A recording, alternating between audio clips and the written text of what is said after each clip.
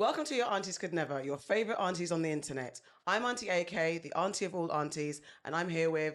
I am Nana, aka the Black Fairy, aka Dark and Lovely. And I'm all things sugar and shade, Sade. Hey.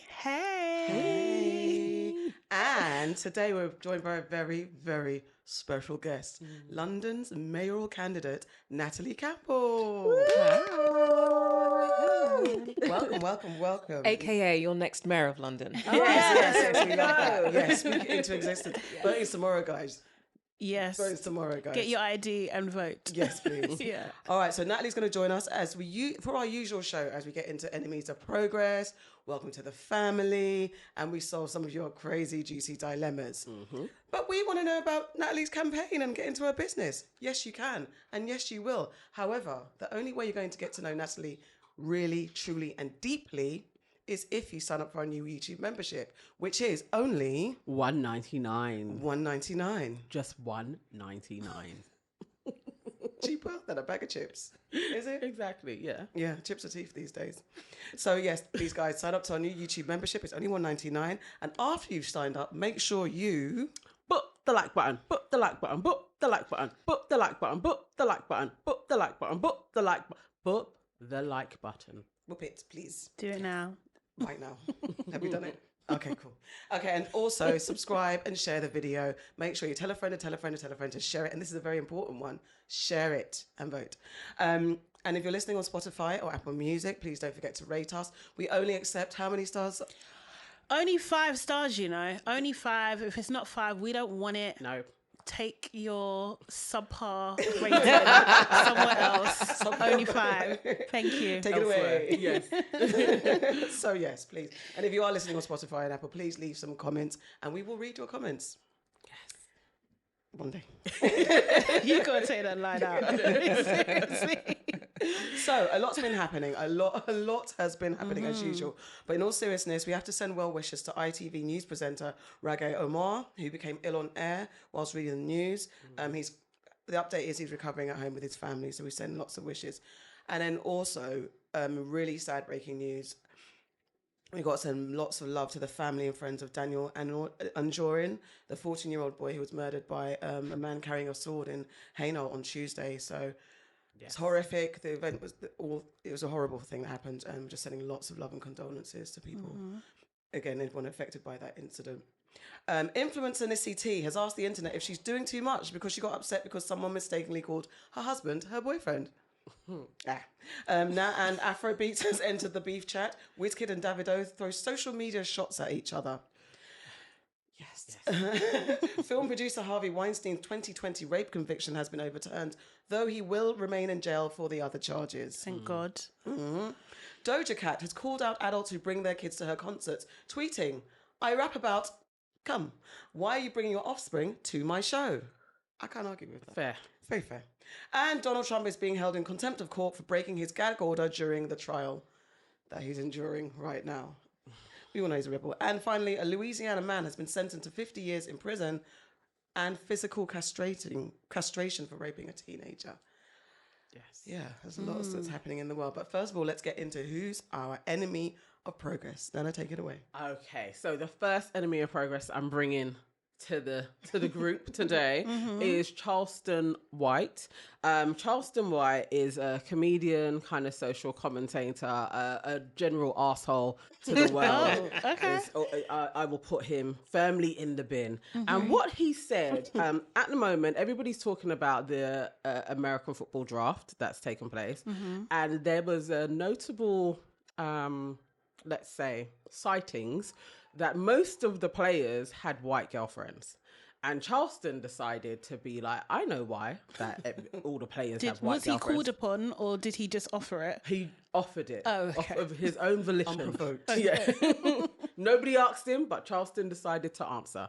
He said, this is taking place because the thing with black women is black women are just all about the dick and they're not about their business. And white women are all about their business and they will set up charities and they will be supportive. So that's why the young bucks all have white girlfriends. Because the young bucks are thinking about charities at their age. Is that what they're doing?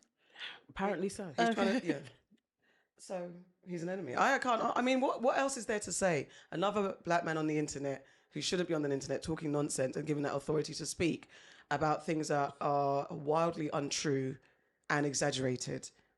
And there were some comments that kind of pointed out there were a couple of athletes who have suffered at the hands of their white wives. There's a few like Tiger Woods, you know, his missus really went for him. Well, I mean, like he was doing madness. I mean, yeah, but I'm not saying what she done was right, but where he said that black women are concerned about their partner's dicks rather than focusing on business, this woman was very upset. Tiger Woods' wife was very upset that he was philandering, so she was worried about where his dick was going, so she switched. Which, yeah, but it's not exclusive. Being upset that your partner constantly cheats is not exclusive behavior of black women. Yes. That's the point. I think that he's just, I mean, he's a comedian, so I'm guessing he's just trying to get attention and trying to make people laugh, right?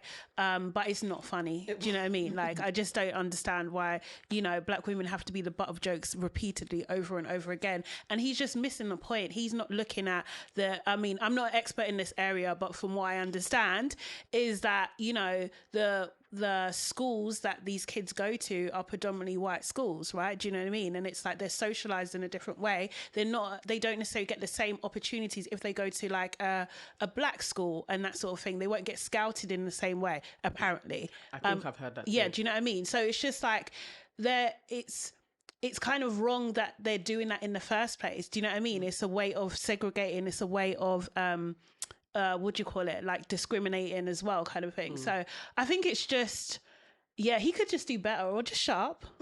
Do you know what I mean? I'm with you on the just shut up. No one invited the opinion, added nothing to the conversation. So just shut up. I think this is it, isn't it? Yeah. Very, very easy. Yeah. Simple one. So my enemy of progress, or not, this is a one to debate. Richard Gadd, the creator of Baby Reindeer and Netflix. So basically, the woman who is the subject of Baby Reindeer has been found, as we knew that would happen. Yeah. And she did an interview with Daily Mail. And she basically has said that Richard Gadd is, she's the victim in all of this, because he's using Baby Reindeer to stalk me now. I'm the victim. He's written a bloody show about me. So if you guys haven't watched it and you don't know, Baby Reindeer is about a wannabe comedian who's struck down on his luck, who encounters a lonely woman at the bar that he works at. After offering her a cup of tea, it all goes left and she turns into his stalker, intense stalker, and over the course of multiple years, she sends him more than 41,000 emails, 744 tweets, hundreds of pages of letters, and 350 hours of voicemails. The Netflix series has gone nuts. It's now been number one, top of the charts. And he did issue from the jump, don't go looking for this woman. This is not the nature of the show. That's not what the show is about. However, with him saying that, and it going on Netflix, and Netflix has a history of like turning true crime stories into hit series, can Richard get away with this, though he's telling his story and what happened to him? Is he a bit of an enemy for us, like thinking that he could just do this and no one would go and hunt this woman down, because he has made it clear that he wants to protect her identity. He went to great lengths to protect her identity. However, internet sleuths. I think that's the whole point of why he is an enemy, because he didn't go to great enough lengths. People found her, and all you had to do, for one, was go through his tweets. Okay. And her tweets are still there. And he showed that she was tweeting. So it's enemy-ish. People are stupid, though, because she is a stalker. Like, do you want her stalking you? Like, actually, I don't know. I think he's a halfway enemy. What do you guys think? I don't know. I don't think he's an enemy, you know? Like, okay, I think about this in two ways. I think that, okay, she does have we're assuming she's got mental health issues. Yeah. He's alluded to this fact as well, kind of thing. And that was alluded to in the show. And I think he said some things afterwards as well. And I think he doesn't necessarily have a duty of care. He doesn't necessarily have that, but he's performing that role of having a duty of care of this person. But at the end of the day, he is a victim. Do you know what I mean? And this person committed a crime against his person. Do you know what I mean? So I'm just like, what she didn't get charged for this. Like, the reality is she didn't get charged with it, and she kind of got away with it. Do you know what I mean? And it's just like, that's wrong at the end of the day. So I'm conflicted. And then on the other hand, I'm not saying this is Richard, but yeah, of course I would say, oh, don't look for her. But look for her. I can't control you. At the end of the day. And it's just like, what I'm more concerned with actually is Netflix. Do you know what I mean? Because they have final say. Do you know what I mean? If they're doing a production of this sort, I mean, we don't know the details of his contract, but I'm pretty sure. Yeah, they're a powerful organization. They have final say about what goes in, what doesn't, the artistic choices, all of those kind of things. So if they wanted to make it a more of a distance from the character in the show and her real life person, they could have done that. They chose not to. And they've got a repeated history, unfortunately, of cashing in on traumatic stories and true life stories. They do this all the time. There's a real thing called trauma porn. People are addicted to these type of things. And this is why these shows do well. Yeah. And so, I don't know. I don't know if it's Richard. I think it's more Netflix. Yeah. Have you seen Baby Reindeer? I haven't. So I'm going to add a slightly different perspective. I'm with you on the rise of trauma porn. And if we turn the tables, there is no woman out there that would get a Netflix deal about the story of her stalker, partly because that woman would be fearing for her life and she would be in danger. She would be in physical danger. And what I've noticed about Netflix documentaries are, we seem to allow stories of men, whether this is men who have dated women and convinced them they were millionaires or whatever it is, these stories to proliferate and have made these men famous. And we're doing something similar with a reverse stalker story, and this guy is ultimately going to make a lot of money off this. And I'm just not comfortable with that. But to the question that you're asking, if I wanted to be anonymous and I was the woman on the other side of this, I wouldn't have done an interview with the Daily Mail. But based on the fact that he's getting paid, I'd be like, well, I might as well get paid too. So there's also that. But I don't like the trauma porn element of this, because women are stalked all of the time. And unfortunately, they don't always make it out alive. Yeah. That's so true. Yeah. And also about, there is a thing where I'm sure, I don't know who this woman is, but based on how she's portrayed in the show, this moment of shining is she's possibly she would be loving it, reveling in it, and then planning her next move, allegedly, possibly, who knows. Hopefully. I mean, she's done a couple rants, right? I've seen them. Yeah. And hopefully, she said she's got friends around her who are helping her and stuff. And hopefully she gets the help that she needs, you know, because it's a very serious thing that she's doing. And you can see, it's just like, okay, if I didn't believe it before, I definitely believe it now. Oh, yeah. Because how you're writing, it's the same pattern. Yeah. It's the same kind of almost like frantic display of things. But also as well, the other thing is, it's just that the guy that SA'd him, like, we kind of need to know, the public kind of needs to know who that person is. Yeah. I think it's a very difficult one because it's a very personal thing to kind of have that out in the open. But it's just like, this person, and we don't know who it is, could be in a position of power and continuing to do these things. Yeah. And they could continue to be a danger to people, you know? And like, it just... That troubles me more than anything. Yeah. Do you know what I mean? Because if you flip the gender, would you not want to know who that man was? Oh, absolutely. And also, I think they said that there's a guy, and I think it's people are mistaking. They've wrongly identified a person as the guy that SA'd Richard's character.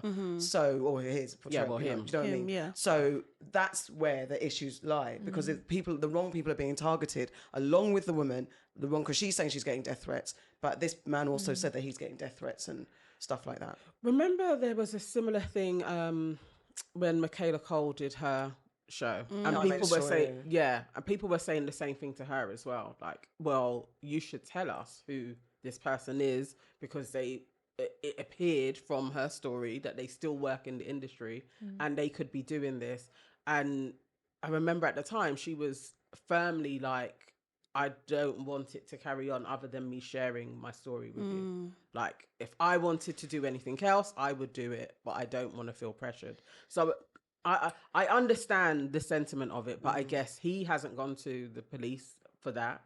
He did only for the stalker, so maybe he's like, I don't want it to go any further. And also as well, it'll be difficult. It's sexual assault and that sort of thing is very hard to get a conviction anyway. And do you know the what I mean? time-lapse as well. Yeah, exactly. It'll be difficult, and because unfortunately in his case there was drug use as well, and like the prosecution could easily tear that apart. To be honest, you know. So, and they carried on working together. Yeah. And the way it ended, it implied that.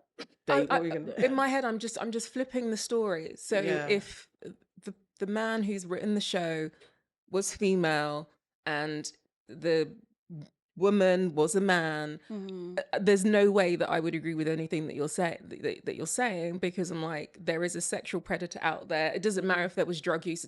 If this person is dangerous. No, I'm not saying that you shouldn't do that, but what I'm saying, the reality is that you don't get a conviction. And which that is is wrong. probably why he hasn't gone forward for it, because and also as well, sometimes you could do all the work, you could go to the police, do all reports, and they drop it themselves. They say there's not enough. We'll come on to that. You know when what I we mean? get onto the Met Police, because that should not be the case. It shouldn't be, but that's what happens, and it's the reality of it. So, and also as well, I mean, like there is the other thing about his sexuality as well at the time, and him processing that and dealing with that, and you know the struggles that he had with that too. It's a lot. Do you know what I mean? There's a lot in the whole season. Is there? Is it okay to tell your story to the world like this? Is that the right? And I'm not. I guess I don't know if we can remove the victim and the way they cathartize themselves, but should there potentially be, because also Netflix is like, they're call and demand, call and response. So if there's an audience for it, why wouldn't it's, you know, the business of it all, it's not necessarily nefarious. It's like there's a demand for it. So why are we not putting it out there? And it's awareness. But do you know what it is? It's like they need to step up. Richard shouldn't be the only voice saying, guys, I don't want the name out there. Netflix need to say something as well and be very supportive in his position. I just don't like the way that he's like almost like an island. Like they produced the freaking show. Do you know what I mean? Because he's the writer. And the show was out there already. It had been a play. So he had used it for stand-up. I guess there's, I don't know. It's had a life before Netflix. And I don't know the deal if it's a production company that brought it to Netflix either, and they've commissioned it and then they put their name on it. There's sometimes that's so they might not have been in the room per se having it made. It's just, this is the project that's been done. We've greenlit it. Go ahead, go forth. But they know that if they put their machine behind it, this is what happens. You know what I mean? Sure, and this is what they was hoping to happen. They wouldn't take the project in the first place. Do you know what I mean? But I think, like, in terms of telling the stories, this is an important one. Do you know what I mean? Like, I couldn't. Like, as soon as I saw it, like, it struck me down for a couple of days. I was thinking about it. It really is, and it is really, and just him playing himself, writing it as well. It's a very, like, if you have ever been through something traumatic, it's a very, it's almost like a release as well. Do you know what I mean? Absolutely. And that sort of thing. So I think it's. I think it's important. I don't know. It's like a grey area. But yeah, you're just going to have this fallout. I mean, two things can be true at the same time. Do you know what I mean? And also, it just means that don't do things to people, isn't it? Yeah. Do you know what I mean? Like, if you don't want your name out there, you want your privacy, don't stalk, don't SA people. There's no way she doesn't want it out there. And if she's unwell, then there's no way of stopping it because she's unwell. But there's that whole thing of stalking. That's because people are allowed to do it for so long. Right. And they don't get punished. And she didn't get punished for that one, but apparently she stalked somebody else and she did get punished. Yeah. But she is a glory hunter. Like, she didn't need to reply to anybody's tweet to her when they found her. She didn't. She hadn't tweeted in 7 years. So she's seizing this. For real. But she came back with vengeance. So she is seizing her moment. But people need to watch themselves. If she's in her mind that, no, I'm the victim, she's going to respond. Yes, because she's going to. Whatever is going on in her head, she was the victim then when she was stalking him too. guys. You Watch know her what? back in it. The fact is, at the end of the day, as well, it's just like if what she says is true, then also prove it as well. Do you know what I mean? That's the thing. Yeah.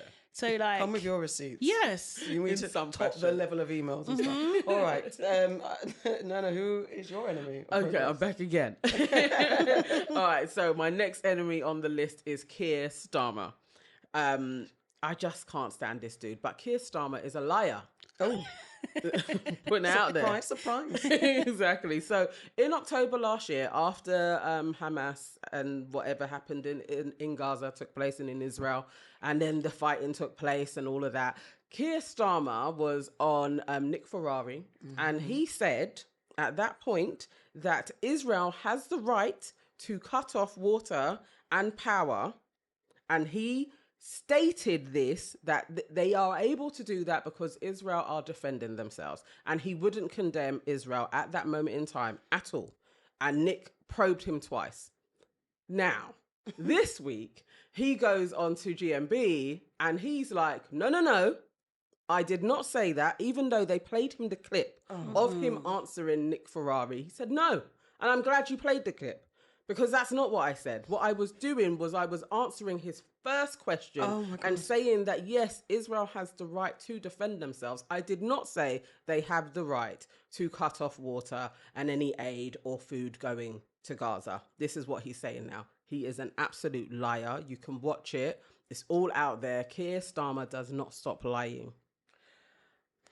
As someone who's in the political realm, why do politicians lie so much?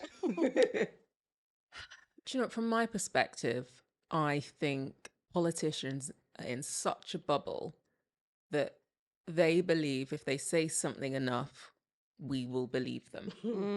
Like we don't hear them. Yeah.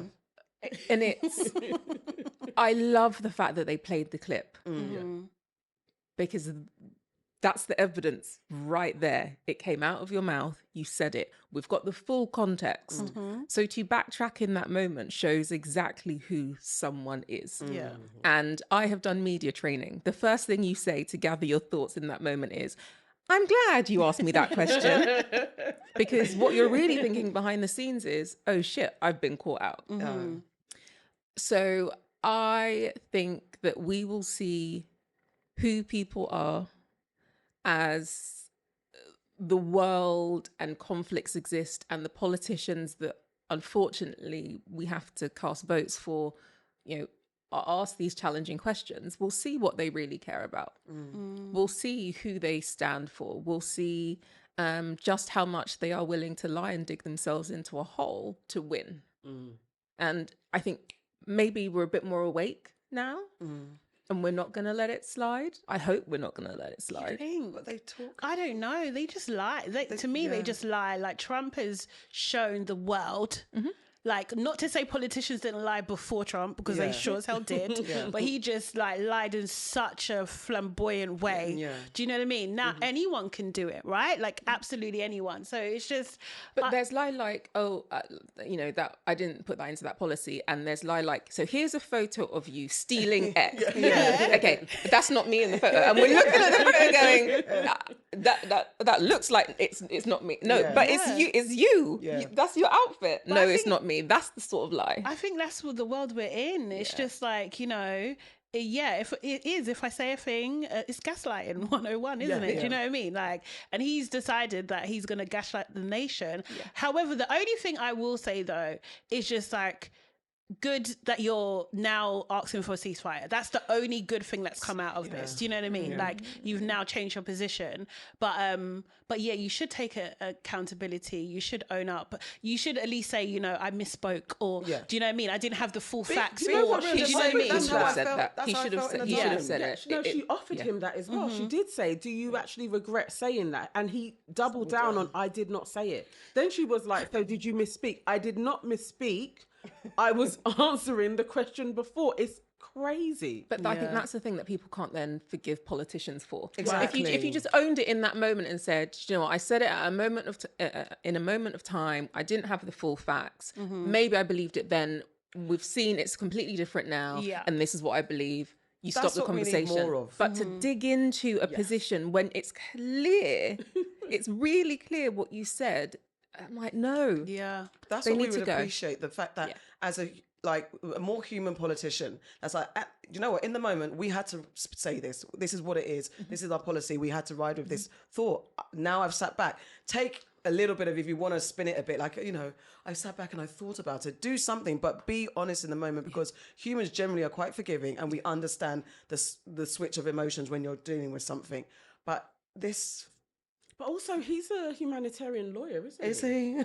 Like, this is the craziest thing, that he, with his law background, to then be speaking on Israel and Gaza, and to be like, Israel have the right to defend themselves however which way they see fit. That was the party line for ages. That was what everybody was saying. We are not going to condemn them in any way. Israel has the right to defend themselves. They all did that. So even that he's asking for a ceasefire now, it's like, no, we can't trust you. I mean, I would never vote for him. Like, ever, ever, ever. Like, the dude is in the bin, as they say. in the Shadow, who is your enemy of progress? Okay, so my enemy of progress, unfortunately, I'm going to say unfortunately, because I thought this woman was an ally, and I believe I was mistaken, and I don't like that. I don't like it at all. Miss Drew Barrymore. Actress Drew Barrymore, long-time actress Drew Barrymore. You know, we saw her first, I think, in E.T. Yeah, We really loved her. Do you know what I mean? Yeah. We really did, right? Growing up with her. Yeah, exactly. She has now got her own chat show, and she's had some amazing guests. She's had Janet Jackson recently, and she also had Kamala Harris, VP, Vice President of the United States. Yeah, she had her on the show. No. So they're on the sofa together, and I mean, I didn't see the full, do you know what I mean, conversation and everything, but it seemed like it was coming to a close. And she said, I'm going to quote, she said, I think we all need a tremendous hug in the world right now. Yeah? No. First of all, a hug. Are you freaking kidding? She is the vice president and you're saying we need a hug. Okay, cool. All right. But she said, but the country, yeah, so talking about America, we need you to be the mamala of the country. What's a mamala, please? A mammy. What the hell is that? Exactly. I was just so, what? Oh, you know when you have to rewind something and just play it again? Like, did that actually just happen? And you can see her. She actually even grabbed her hands, like pulled her in close. Kamala's face, yeah, I don't know. Maybe that's the media training, but she was like, this is awkward. She was holding everything. She really did. Everything in to be raging. She really, really did. And basically, yeah, I just didn't like the mamala combination. Didn't like that at all. I think she needs to be in the bin. Would she ask this to a male VP? I think not. She wouldn't be asking for a hug, and she wouldn't be asking for any mamalas at all. So I was listening to the Breakfast Club and they were discussing it, and what I didn't have a chance to do is watch it in its entirety. Apparently Mamala is what her stepchildren call her. So with that nickname, there was a little bit more reasoning why, because people were like, did you just make up Mamala? Like Drew Barrymore, like did you come up with that? However, even still, and I think this is why it looked like Kamala's reaction was like, girl, don't say this. No matter what, don't do this.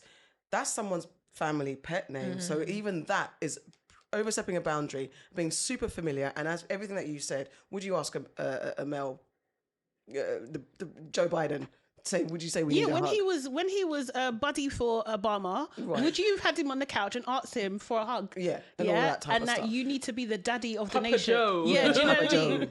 You wouldn't have done that. So yeah, it's it shows no strength. Like, actually, her positioning isn't to be like the big mammy of America anyway. No. And I find it very offensive that she was going down that line with her. Like, really, like, you should. We need a hug. What are you talking about? People are dying. Yeah, right. Hug's not going to do it. They can't pay their bills. You're talking about we need a hug. You need to flip and stop funding Israel is what you need to do. But anyway, I'm upset with Drew because I thought better of her as well. Yeah, but she showed herself. I think there's, because like similar to Gwyneth Paltrow, there's this, I don't know, this belief that we're going to say the right thing, and what we're saying is so respectful and caring, and we're not racist, and we're not ignorant, and we just love you, and we love black women and what you do, what you represent. And then you say something foot fully in mouth, and it shows that you just haven't done the work to truly understand. And I don't know how many times we can explain to you guys what it is we don't need. We don't need your patronizing empathy. And I know you maybe don't think like, oh my God, like no, it's not that. Just listen. Please truly listen to what we're saying. Don't assume and don't put this ally. That's why I don't like the word ally. I don't like ally because it gives everyone a pass to think that they're my black friends, so I'm an ally. I'm going to march with you. But I really, really can't stand the word ally because I think people don't unpack what that really means and just wear it as a badge of honor. I think they do. I agree with you. I think it's like they don't understand that it's an ongoing process. Like you don't just do one thing and now you're absolved of all racism or all racist acts in the future. No, it doesn't work like that. I want to see Drew's team. Who's on your team? Do you know what I mean? What is that made up of? Do you know what I mean? Because how the hell? And if someone on your team told you don't do this and you went ahead and done it anyway, then it's your ego. It's your ego. You need to be cut down aside. Seriously, Anyone that knows how a show is produced knows that she would have run that line by somebody. Or it was on a prompter, or it was somewhere. But that didn't just pop into her head in that moment. She would not have said it to Hillary Clinton. Right. There we go. Everyone just pause on that. Yes. Would you? So even if we forget the mammal bit and the connotation around mammy and sort of the Black South, even just saying to Hillary Clinton, you should be the mother of the USA. Those words just wouldn't have come out of her mouth because it would have been a different level of respect. And that's the thing that we need to connect with. It's that thing of just always being othered, or if we're in a position of power, then we should be looking after everybody in servitude properly, like always in servitude. It's misogynoir, to be honest. That's what it is. That's what it is. Oh, that upsets me because I liked Drew. I mean, look, there's a redemption corner. Just do some more listening. No. Unpacking. You've got to do the work. She. The thing is, she's been on Z-Way, right? Do you know what I mean? So she had to deal with some stuff already, right? I think she's got form. This is what I'm trying to. This is what I'm understanding now. I think she's got form because even in the writer's strike, she tried to say her show was coming back when the writer's strike wasn't over. Do you know what I mean? So this is your ego, babe. You think you can do whatever you want. Even when Janet Jackson was on, there was certain times you're cutting it up. Why are you talking when Janet's talking? Shut up. She don't even talk that much. Do you know what I mean? Cutting off Janet. Janet's going on tour, by the way, coming to London. She is. Janet, if you want to come on our show, the aunties would love to have you. Oh my God, can you imagine? Oh my God. That would be too much for me, you know? And speaking of who we'd welcome onto the aunties, it's time for Welcome to the Family. Yes. Okay, Okay, I would like to welcome Congo to the family. I'm sure we've had Congo before, but this time we are welcoming Congo's government, which has issued a legal threat against Apple, claiming that the tech giant has illegally exploited minerals from them. Now, I really hope this goes somewhere. I'm praying it does for their sake as well, but I'm glad that it's being done. Long overdue. So welcome to the family. Welcome, and good luck with it all. Godspeed. I'd like to welcome... Go for it. Go. But I would like to point out the ongoing war that's going on in the Congo at the moment and the displacement of people that for some reason people don't seem to want to talk about. So I will welcome them in for standing firm and calling out a company like Apple, and let's acknowledge the work that they still need to do. Yes. Very fair. The two things can go hand in hand. Yeah. And we'd like our politicians to understand the difference between the African countries as well. I mean, Chris Phillips, we're talking to you. Actually listen when someone's speaking to you, because you were reminded like several times. Do you know what I mean? In one moment. Not the same place. Seriously. And to re-ask again. It's just... He's an MP, yeah? Yeah. And a minister with a portfolio. Yeah, like... Yeah. I mean, isn't that...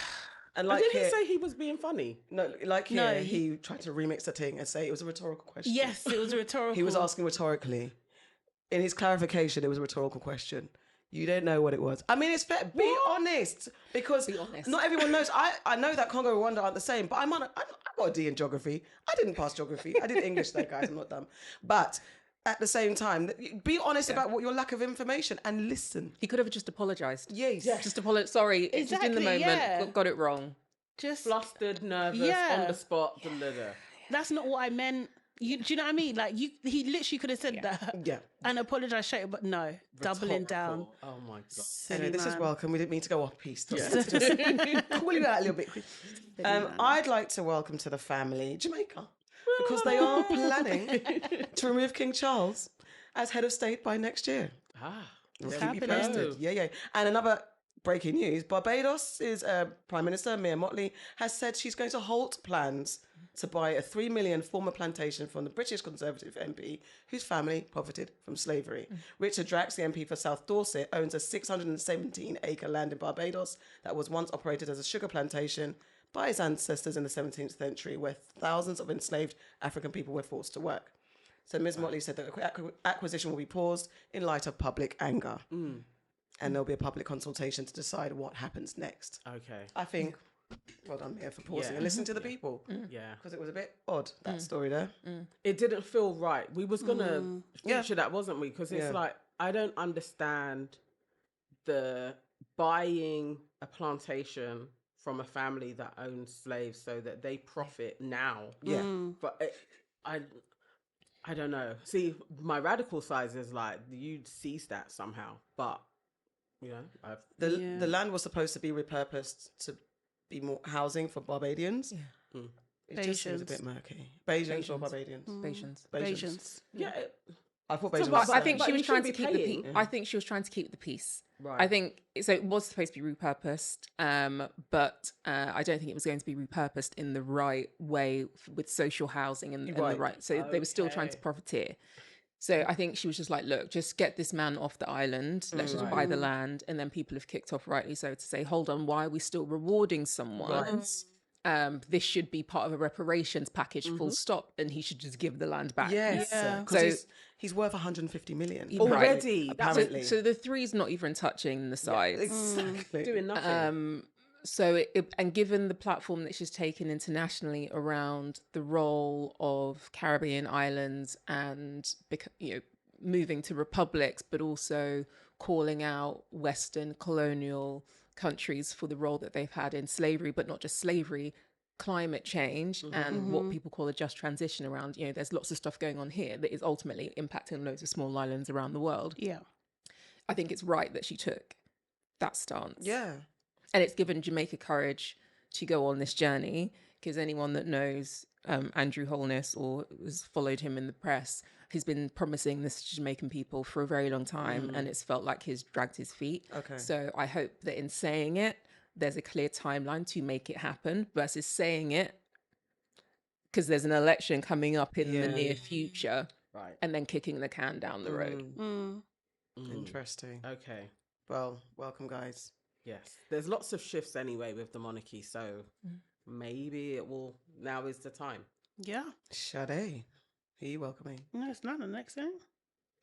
Oh, okay. Oh, I missed that little line. Yes. So my next welcome to the family is George the poet. We haven't had him to the family before, but we are welcoming him, and we're welcoming him for reminding Black people that they shouldn't accept an MBE. And his book is coming out as well. So he didn't accept his MBE in 2019, and most people that watch us, that most of us are like, we would not accept one. And so we always champion when somebody else is saying, don't accept it as well. And thinking of all the atrocities that the British Empire did around the world through colonialism and slavery and ongoing racism and everything else that they've done that is fuckeries. So this is our standpoint, but Yes, I would like to ask Natalie. Because I've got an MBA. Yes. Yeah. So a couple of things. I was offered my MBE in March 2020. Okay. I had seen so George. right after him.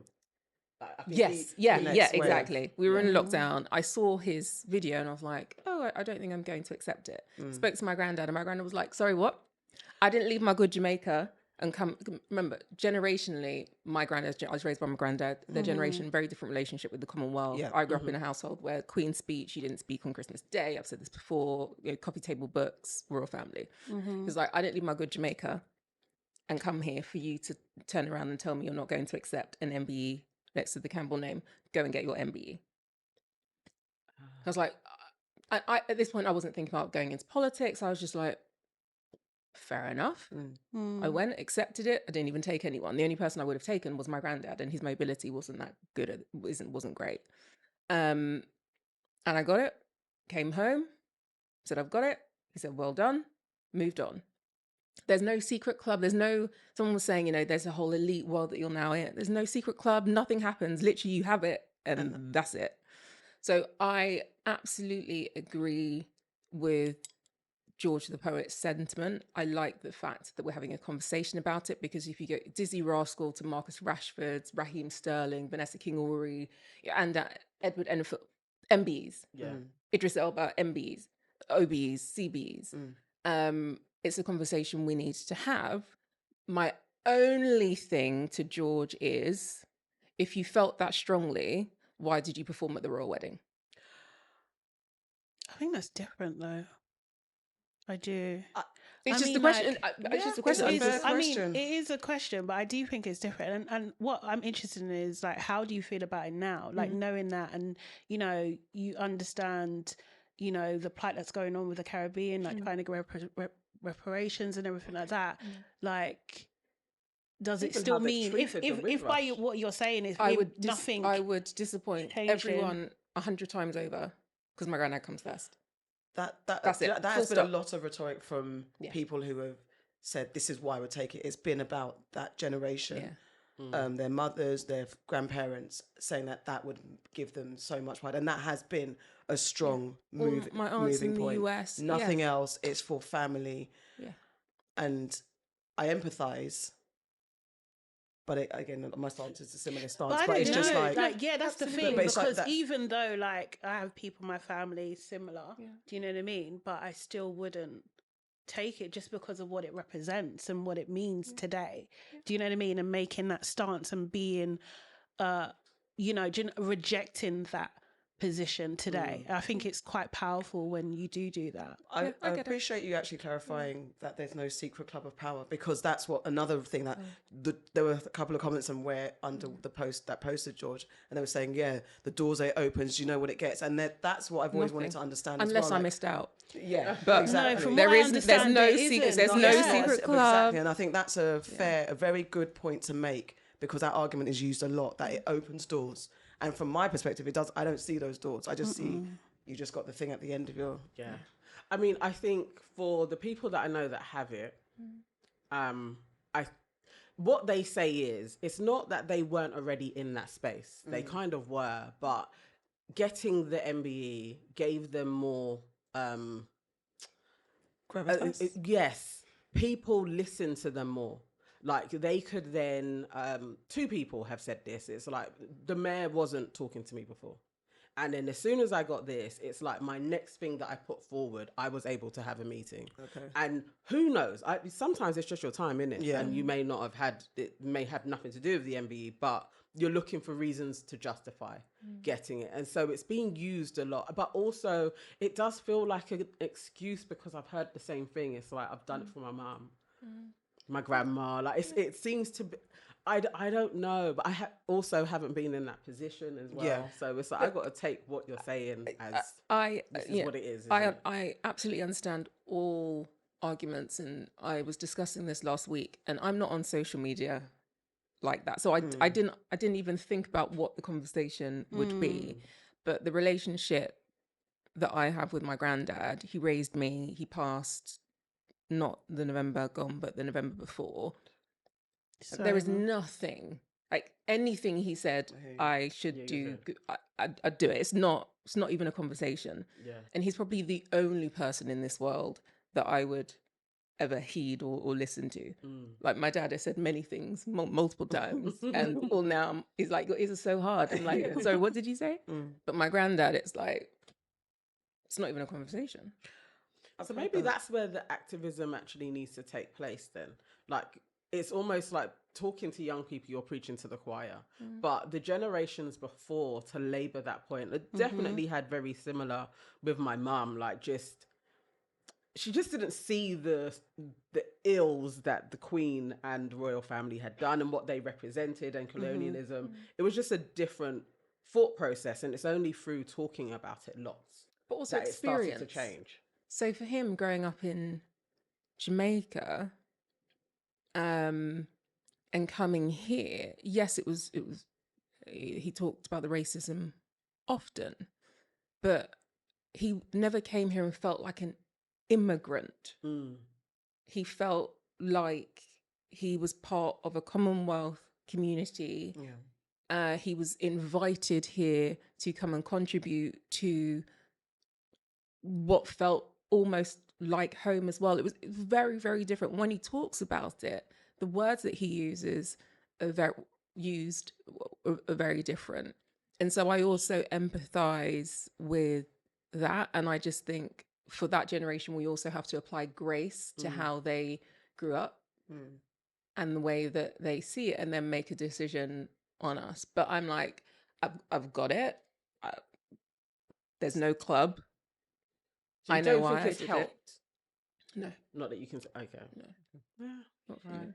All right, Charlotte, who are you welcoming? Okay, so I am welcoming the American students that are protesting the Israel-Palestine conflict at the moment.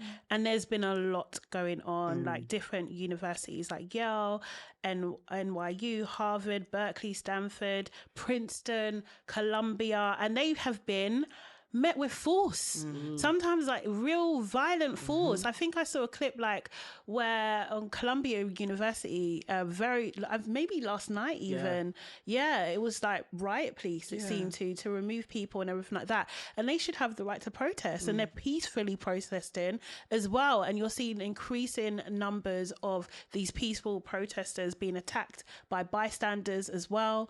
And it's just got to stop. So I commend them for their bravery. I love the fact that they're standing up for something. They're trying to do the right thing. They're trying to do it in the right way.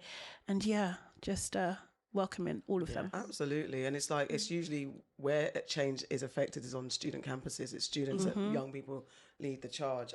There was some commentary now about, the consequences, which, you might fail your course, might not be able to return back to school, all those type of things, lose your funding, lose your sponsorship, any student loans, all that, not, benefits and stuff like that. But that's the price of war, as it were. So commend you guys, because you're losing a lot. And also, this is not about that. There are Jewish students who are also getting caught up in the mix. There is, not every protest is perfect and smooth. They're peaceful protests, but they're into fighting as well as, so it's not just about the students protesting what's happening in Hamas and anti-Israel. It's just everyone that's kind of trying to stand up for their rights, and they're all being treated like animals. And they're talking about, this is what I don't understand, what keeps coming up, police cities that are being built in America.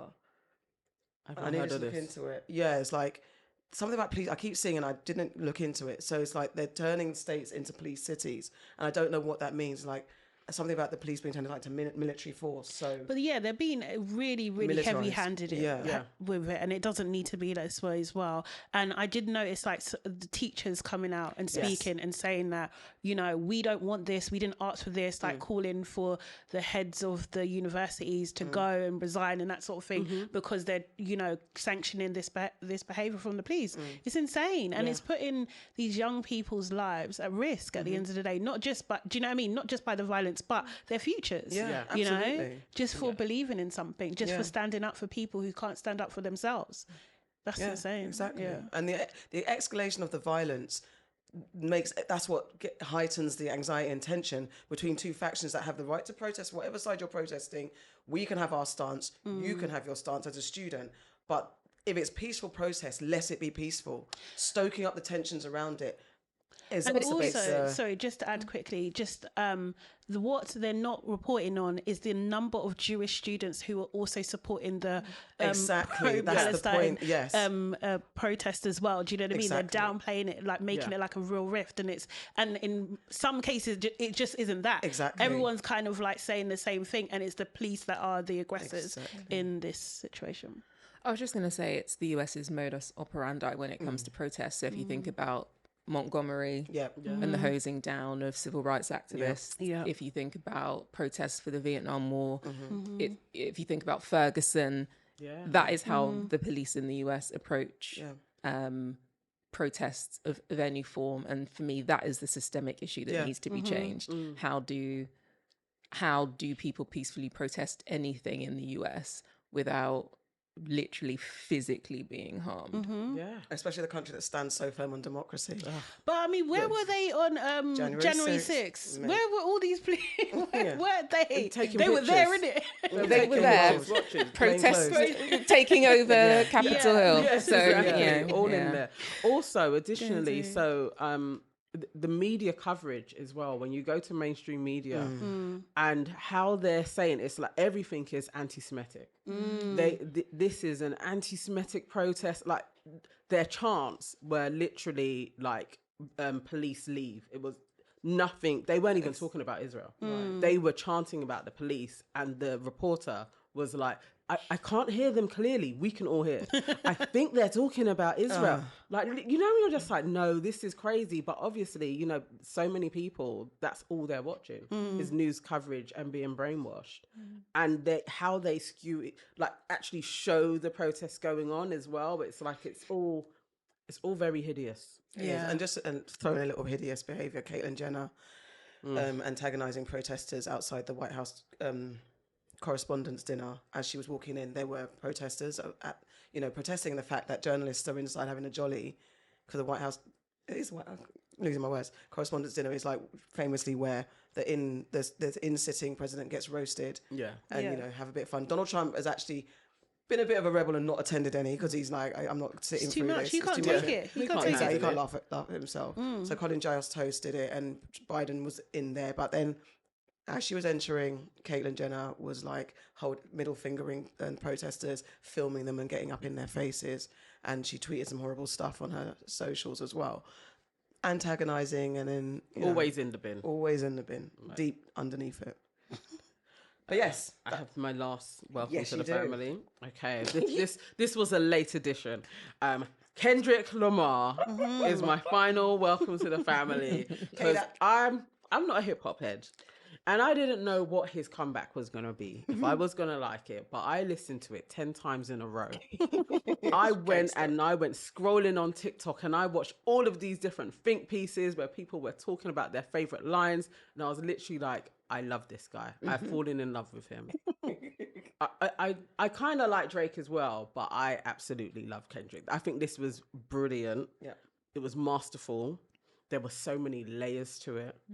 I can't even think of my favourite line at this moment, but I don't know what Drake is going to say. Drake's response was very weak. Did you all see Drake's response? 10 things I hate about you. Yeah.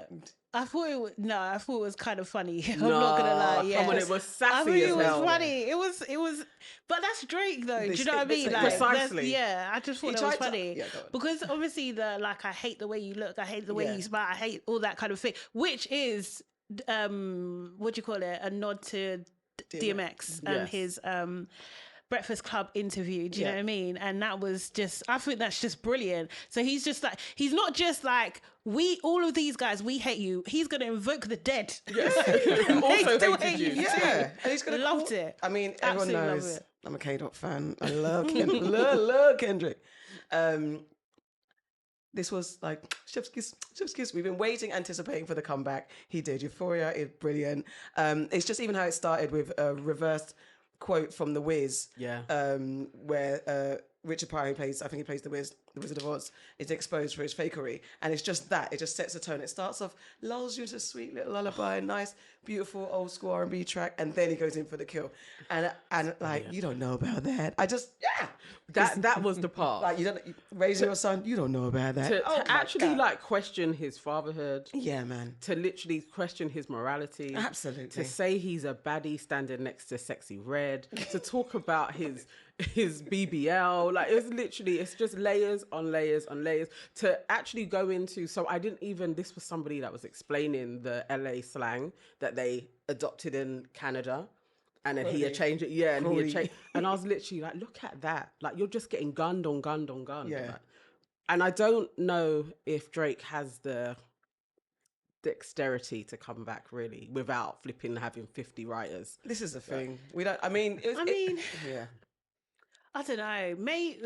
You think he could battle? I think he could probably try and do something. He's got a fan base. People are going to like it. Yeah. Do you know what I mean? And they will push up, and he can make a hit. Like that's the thing about Drake. He can actually make a hit. Yeah. So yeah, he might do a little something. We like Drake with his melodies, not when he tries to be a bad boy. That's what it is. Oh, did you pick up on that Drake has an essay case that he paid off? Yeah. I did not know about that. Yeah. I was like, that's great. That's great dissing when you actually illuminate some other little fuckeries that Drake And he said has he's done. got more. Well, that's what he said. It's just like, don't lie about me and I won't tell the truth about you. Yeah. So it's just like, coming. okay. And also Euphoria, obviously he's a co-producer or something on Euphoria as well, the show. Yeah. So it's just like, I'm going to take the things that you love and destroy them one by one on such a level that you're gonna have to listen to it 10 times to know how deep I've dissed you. Do you know what I mean? Natalie, you're very quiet. I'm figuring you haven't heard these. I've been out in the bubble. streets Yeah, campaigning, so I have no idea So I what's want to put to going you, on. if you had to battle one of your fellow opponent running mates, who would you pick battle? for the battle? Oh, you take the Who do you think you could person. destroy? You take the person that's got the seat that you want, right? So Right. it'd be Sadiq all It'd be day, Sadiq. all day. What kind of things would you say? Ask me on the 3rd of. Okay, cool. May. I would actually like to see that. Do you know what's so mad? Sadiq is literally from the same estate as me, you know? Oh, wow. really? Yeah. Okay. You might have some Princess bars Estate. still. So I'll be conflicted. I'm taller than him, so it's all right. So you ready to Drake diss K-Dot's hype? You're on a roll. Okay, guys, let's get into Aunties Know Best with some dilemmas. Okay. So this is what I saw on social media. About men in their feelings. So a guy was in his feelings about his friends not checking in on him. So he said, I just blocked and deaded my friendships with 4 of my homeboys. I had back surgery literally a whole month ago, and not one of those ninjas checked on your boy. I just blocked and let it be what it is. Ninjas weren't my real friends. So a few comments, it got in a tizzy. Some people saying, is my man a girl or something, WTF? So if he hasn't heard from them in a month, does that also mean that he hasn't checked in on any of them in a whole month? Or blocked them without talking to them, then came to tell strangers on the internet? And final comment, the fact that some of you so-called giant toddlers are saying stuff like man up or he's too sensitive is borderline insanity and is why we have such a high suicide rate amongst men. I think that's fair. He should be able to share what he's feeling. It would have been nice if he could have spoken to at least one of them. But if you really you're in your feelings, like, no, come on, back surgery is a big thing. Yes. None of these guys checked on him. I think it's fair. And it's fair for him to share his feelings as well. Yeah. It's out of order. Yeah. My Bridget, I've got back surgery. You haven't checked on me or what? Over the message. I'm gonna send me some soup. That's nothing. crazy. Don't even send me a meme. That's crazy, man. Said, do you want a delivery order or anything? Yeah, they ain't his friends. But also, guys, I'd love to have some men here, but the way they deal with their emotions, like, could they have been sitting there, oh, he's all right? You know, that kind of real... No, but this is the I'm thing. asking. It's just like, can we stop giving men this pass that they can't be good people? Like, it doesn't take, like, we have a basic understanding of kindness, niceness, do you know what I mean? Like, kind of thing. Like, you know, you might see someone on the stairs and they need help. You know, yes, I can help that person, let alone your friend who's had back surgery. You're telling me you can't message. That's ridiculous. Messaging is, but also it's like, I mean, that's on a very minimum. and I'm not do you see what I victim mean? blame, I'm just exploring the conversation, stretching it, but like, is he communicating? Also, is he like, yeah, no, man's all right? But they didn't communicate. He doesn't have to. He shouldn't have. I'm just saying. He's the invalid. He shouldn't have to. Yeah. Do you know what I mean? Men. Look, I've got 6 brothers, and what I can say is that I think in any of in that situation, they would say exactly the same thing. If their friends didn't check in on them after back surgery or a knee surgery, football, whatever it is, or even you lost your job, you're like, you're not my friend. Yeah. And like that, it's just common decency. Do you know what I mean? It's not a male or female thing. Right. It's just, if we're friends and you know I'm out for a month, do you at least just say, "Are you okay? Do you need anything?" Yeah. I'm a Libra. Oh, hello. No, I'm just saying hello. If I was out for a month and a friend did not check on me, that isn't. We could have been friends since primary school. You got wild. deleted. Long. You got deleted. I don't know Honestly. how do you guys even operate with not communicating? But then also, it would be interesting to explore what was the nature of your lot's friendship in the first place. How did it get to a point where you've got, because it says block friends, doesn't say how many. No, four of your boys, not one. Yeah. What situation have you been in? What? For it to burn you, though, I'm assuming they're your ride. Yeah. But that's They're what your I'm saying, but codies. then what kind of relationship have you had prior to this that they all four, not even one, four of your Maybe brethren? he literally thought. I mean, this is the thing. Sometimes you don't actually know. You think we are crew. Yeah. They are like your good time homie. Oh. You're just out of the good time circle because you had back surgery. They're probably still doing their thing. Sometimes it's that you don't know your place in the crew. It's horrible. And now he knows. His so you place. remove them. Yeah. Like, they're not my boys, innit? But that's it opens wild. you All up to four. finding your boys. Yeah, sometimes that's the crew. It's like you weren't Important. seeing it. Yeah, like he may have just literally have been when they're going raving, buddy. And he didn't Sad, but realise yeah. that actually there's more to it. Yeah. Sometimes it's a bit like that. All right, Sade. Me? Oh, yes, of course, me. Hi. Hi. So, on the internet, specifically TikTok, I'm going to say, there has been this question that's been going around for a little while, and it just keeps on going, getting very, very, very heated. And it's a very simple question. I want you guys to answer it for me, okay? Think about when I say it, okay? Okay. Would you rather be in the forest with a man or a bear, and why? I actually do not know my answer. Yeah, that's why it's concerning. I have a question. Nobody I will knows entertain. I anything. will entertain it for the purposes of the pod. Thank you. Go on. Do we know what state this man is in? No. Okay, just a man. Just a man.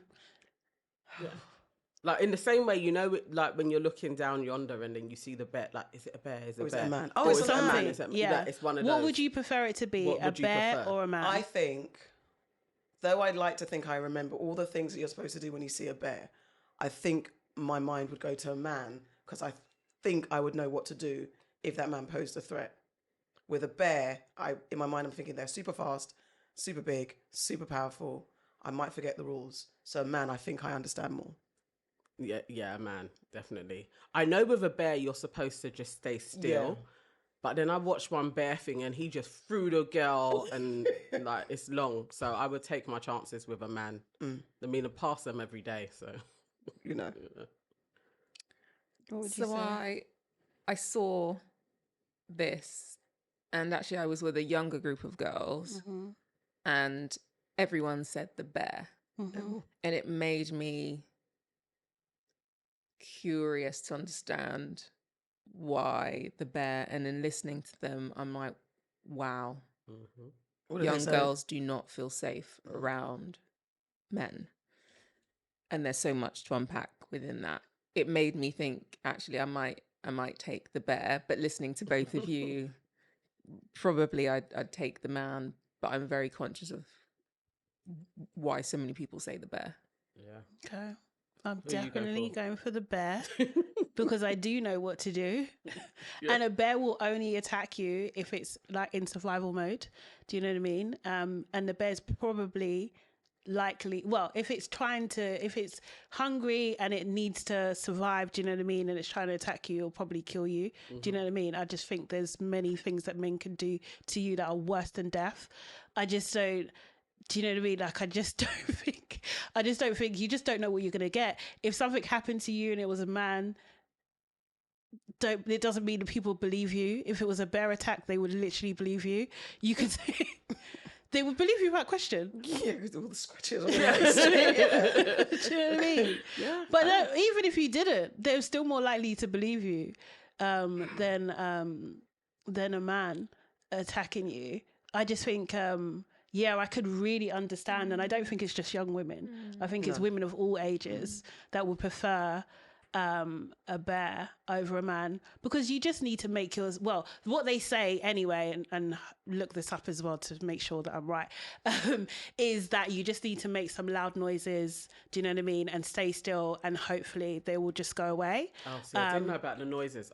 Yeah. I watched the you had to video keep and still. I think they were just all still, but I don't remember them making any noise. But that is the video where one girl, the bear walked away like, I'm going to leave him. And then he's like, actually, nah. And then threw one of the women. So, Yeah. I don't know. But I think definitely this phenomenon shines such a bright light on how far disconnected we are. And yeah, I found it really sad. Like watching through all of them and the men as well doing similar. I was like, this is really, really sad. What were the men saying? They would pick the bear. Over What a are they? woman. What are they fearing? Because the woman may say, I did this. It was like, it's just another metaphor of gender wars. And it really does feel like this is a firm agenda now. Like just the contempt that sits in a lot of men's hearts for women. It's unsettling. Where did that come from? Have they explored that?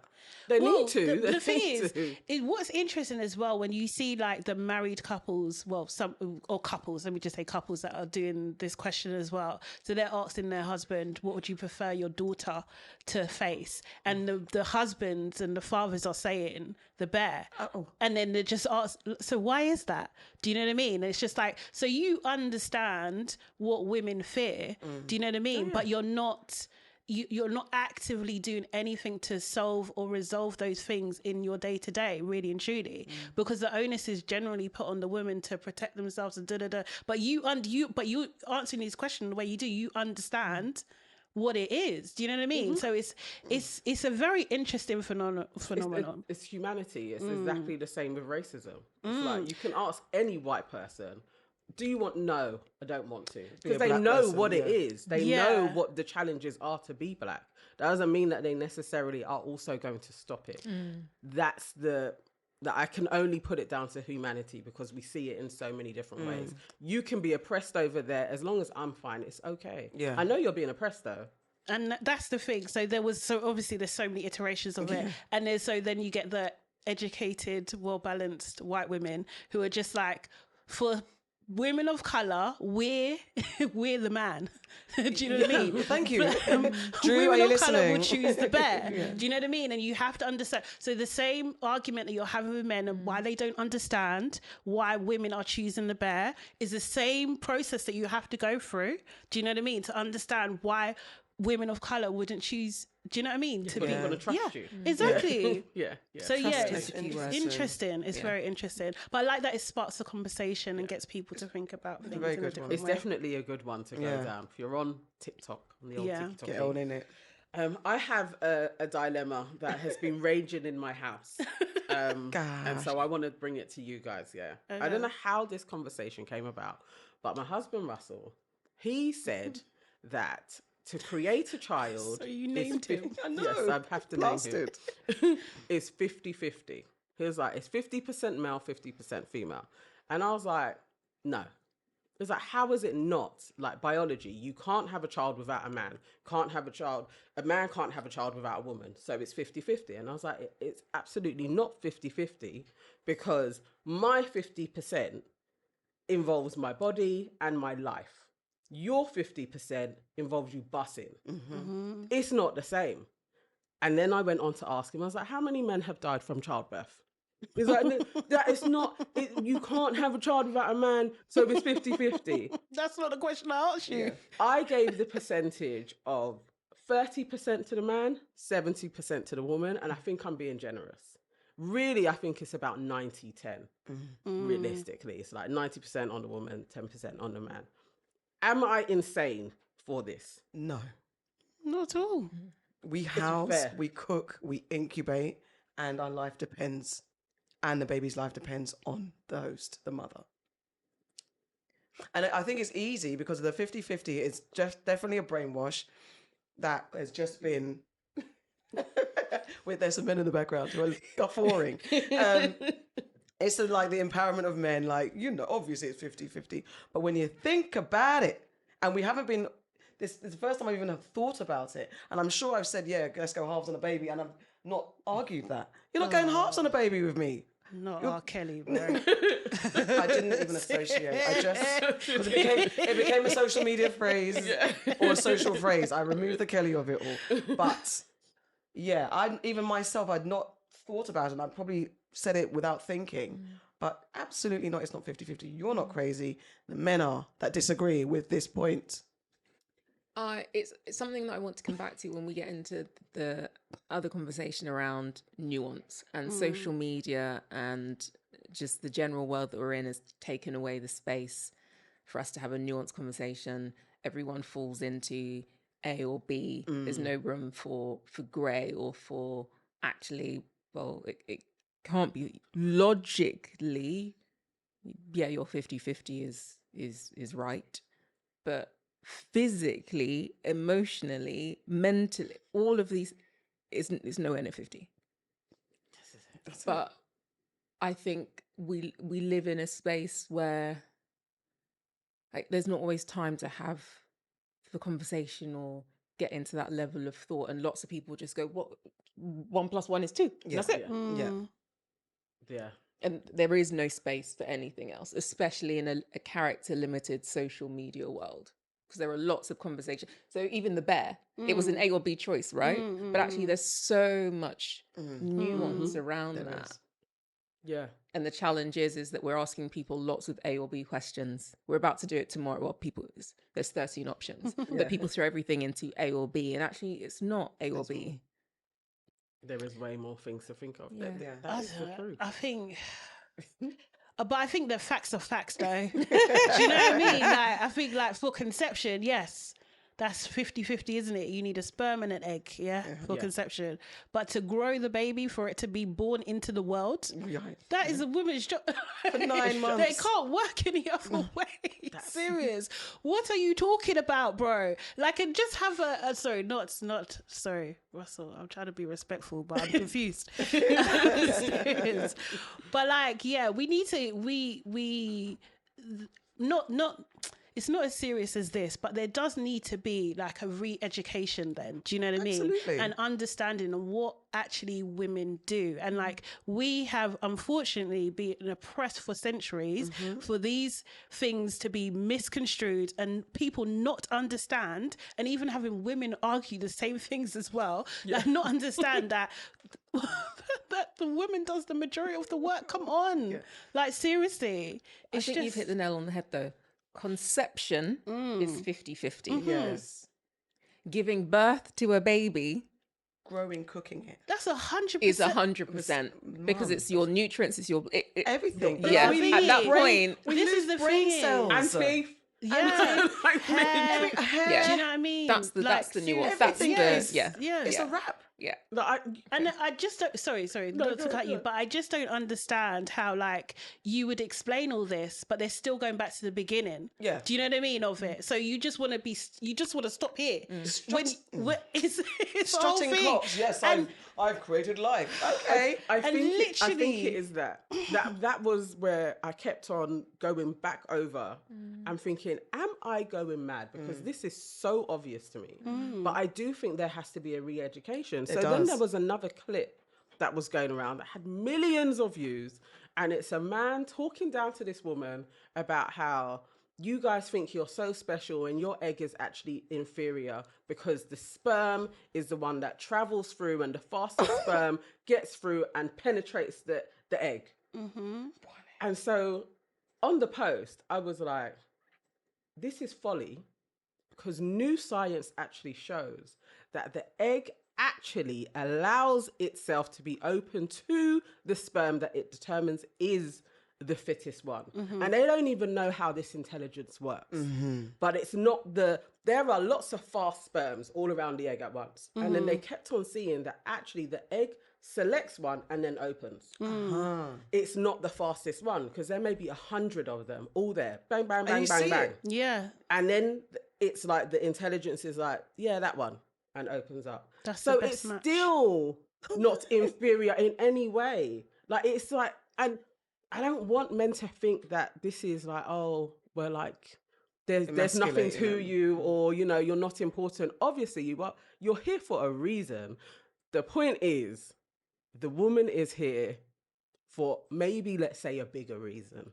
And they So say we that just got more to do. they say that when Go on, sorry, sorry. they say that when it suits them, when you say, you know, love making's for creating babies and stuff like that and having sex, you know what I mean? Anyway, go on, finish. No, I was just gonna say, like, oh, what was I gonna say? It's kind of gone. Why do they want to feel important?